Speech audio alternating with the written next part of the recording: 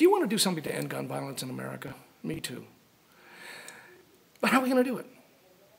Well, one of the ways that I want to do it is to use the talents that I have to make a difference. And in my case, I'm a movie maker. So I'm making a movie called Shot. It's a story about what happens to an innocent bystander who gets shot, his girlfriend, and a 16-year-old kid who unintentionally shoots him. This is a visceral story, and it's meant for everyone who sees it to get active. But I realize that we got to get people to see it.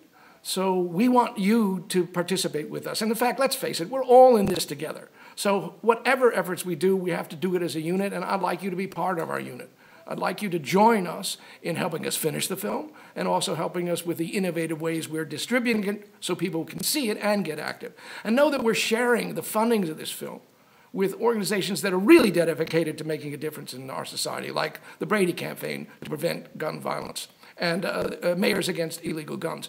So become part of the group of all of us meant to make a difference. There's a little red button down below. It says Stop Gun Violence. Click that and help us all change our world into the place that we really want to live in, a place of peace and a place of no more violence. Thank you.